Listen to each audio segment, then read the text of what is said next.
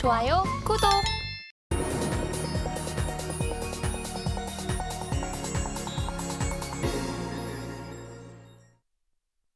금요일 아침 8시 반입니다. 매일 아침 8시 반 저희 서울경제TV에서 센티멘탈 대 펀더멘탈 계속적으로 말씀을 드리고 있습니다. 오늘도 두 종목 가지고 출발을 해보겠습니다. 오늘은 센티멘탈로 하나 마이크론 외주 업체죠. 그리고 펀더멘탈 파인 엠텍 이렇게 되겠습니다. 자, 하나 마이크론부터 좀 살펴보겠습니다.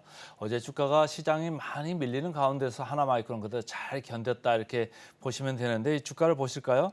제가 녹색으로 이렇게 표현을 해놨습니다. 이 회사들의 공통점은 뭐죠?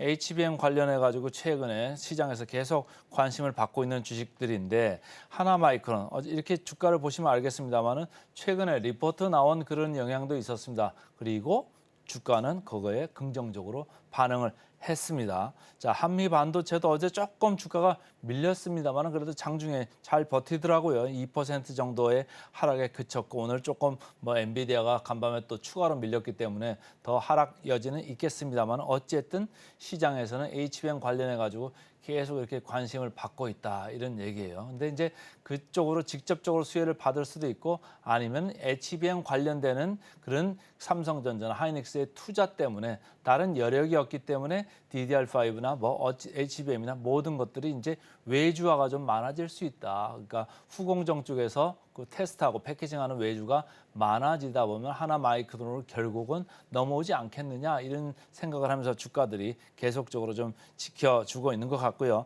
이쪽에서 그때 하나 마이크론 제가 말씀드리고 바로 상한가를 한번 갔었습니다. 이렇게 간 거는 어드밴스드 패키징을 삼성전자에서 조금 하나 마이크론 쪽으로 줄 수 있는 거 아니겠느냐 이렇게 얘기를 하는데 아직 그쪽에서는 기술력이 이렇게 확보가 되지 않은 상태이기 때문에 어쨌든 시간은 좀 걸리고 투자도 좀 많이 들어가야 됩니다. 그래서 하나 마이크론에 해당되는 얘기가 아닐 수는 있습니다만 어쨌든 시장은 그 어드밴스드 패키징 관련되는 기대감 그리고 HBM 관련되는 기대감, DDR5에 대한 기대감 여러 가지 기대감이 지금 뭉쳐가지고 들어가고 있다. 그리고 밸류에이션이 다른 데보다 좀 싸다 이렇게 보시면 되겠습니다.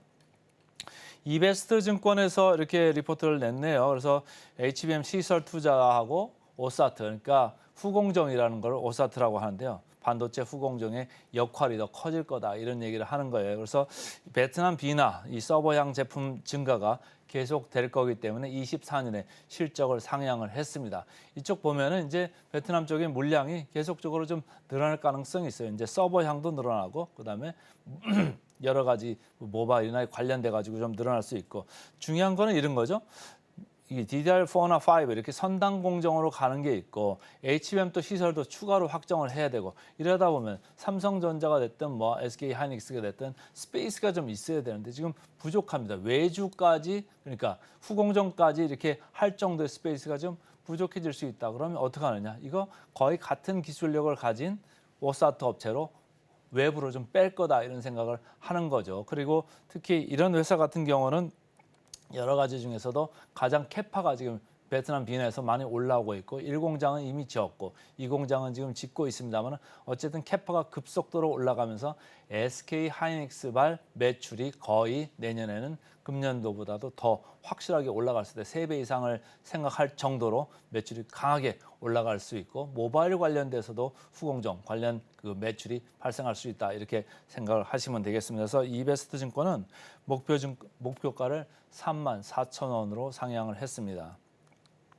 삼성증권이죠. 삼성증권 변화하는 후공정 생산 지형도다. 그러니까 최근에 미국하고 중국하고 계속 이렇게 붙고 있잖아요. 그러니까 중국의 지정학적 리스크 때문에 국내 내지는 베트남 이쪽에서 후공정을 하려는 그런 수요가 많아질 거다. 이런 생각을 하는 거죠. 그래서 중국 생산 의존도가 떨어지면서 그런 이슈가 하나 있을 수 있고 하나는 아까 말씀드린 대로 팹에 이게 공간이 좀 부족해가지고 이거를 외주화할 가능성이 많다 이런 생각을 하시면 좋겠습니다. 그래서 전체적으로 지금 반도체 사이클이 이렇게 내려가 있어요. 캐파도 많이 가동이 좀 줄고 있지 않습니까? 근데 생각하는 게 전체적으로 4분기 내년 1, 4분기 들어가면서 반도체 사이클은 조금 회복을 할 거다라고 보면 외주 물량도 많아질 수 있다 이렇게 보시면 되겠습니다.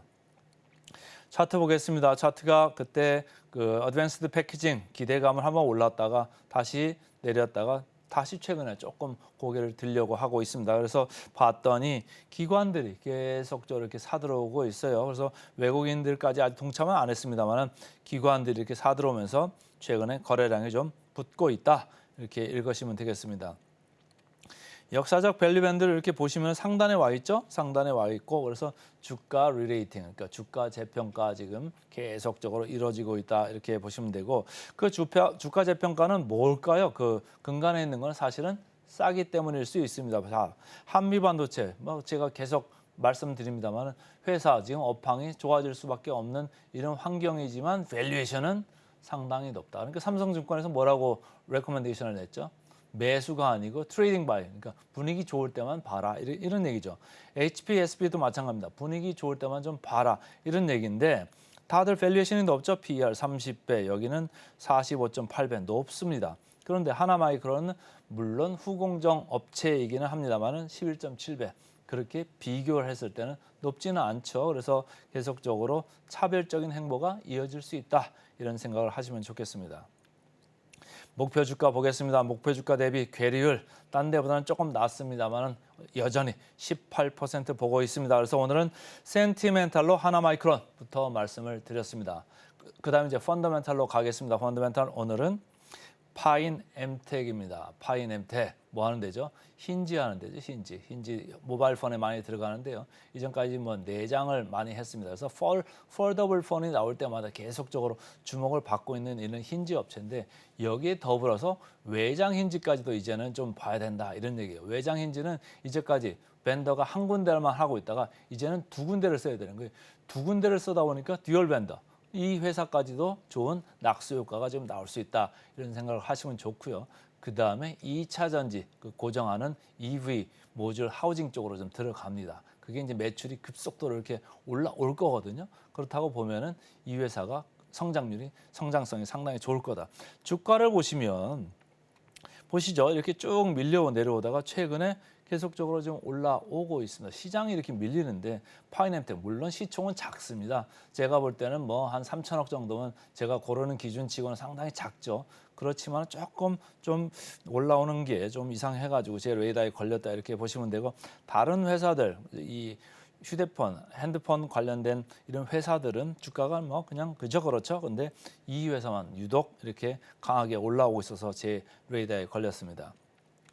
하나증권은 이제 이런 생각을 하는 거죠. 힌지에다가 전기차 관련된 모듈까지도 공급하는 회사로 변모하게 된다 이런 얘기예요. 그래서 내장 힌지 말씀드렸고 외장 힌지도 말씀드렸습니다. 그리고 SDI에 이제 퀄 끝났습니다. 그러니까 품질 검사가 다 끝났고 이제는 공급을 10년간 독점적으로 하게 됩니다. 여기서 매출이 상당히 늘어나겠죠. 그렇게 늘어나는 것도 있고 그 다음에 EV 쪽에서 또 있습니다. 쿨링 블럭이라고 해가지고 이쪽 매출도 늘어날 수 있습니다. 그러니까 이제까지는 폴더블 폰의 그로스 그러니까 성장에만 기대를 했던 업체에서 이제는 플러스 전기차 이쪽까지도 성장 여력이 생겼다 이렇게 보시면 되겠습니다. NH투자증권에서 나오는 얘기입니다. 계속해서 비슷한 얘기고요. 확장의 서막이다. 그래서 2차 전지 시장 진출 본격화 얘기를 했습니다. 그리고 이 숫자를 보시면 금년에 한 140억 이제 보는 건데 내년에 690억 이렇게 3배 이상 이렇게 늘어나죠. 그래서 힌지 성장성도 또 보는 겁니다. 폴더블 폰 플러스 또 새로운 폴더블 폰이 나올 때 이 회사가 계속 들어갈 가능성이 크다 이렇게 보시면 좋고 거기에다가 더불어서 뭐 게임기도 있을 수 있고 태블릿도 있을 수 있고 노트북까지도 있을 수 있습니다. 그래서 전체적으로 사업 영역이 확장될 수 있다 이런 걸 보는 겁니다. 주가 보겠습니다. 시장은 많이 밀려내는데 이 회사는 안 그렇죠. 이 회사 계속적으로 이렇게 올라가고 있고요. 외국인, 기관 둘이 같이 사고 있습니다. 쌍끌이 매수가 지속되고 있다. 이렇게 읽으시면 되겠습니다. 뭐 이게 다시 이제 분할 상장했기 때문에 다시 이제 주가가 형성이 될 텐데 어찌됐든 주가 재평가를 좀 기대하는 거 아니냐 이런 생각이 들 정도로 최근에 분위기가 좋습니다. PER 보겠습니다. 8.4배 높지는 않죠. 뭐 MC넥스 최근에 말씀드렸습니다만 높지 않습니다. 그래서 저평가된 회사가 맞습니다. 목표 주가 마지막으로 체크하겠습니다. 목표 주가 대비 19% 정도 남았습니다. 그래서 오늘은 센티멘탈로 하나마이크론, 펀더멘탈로 파이낸텍 두 종목 말씀드렸습니다.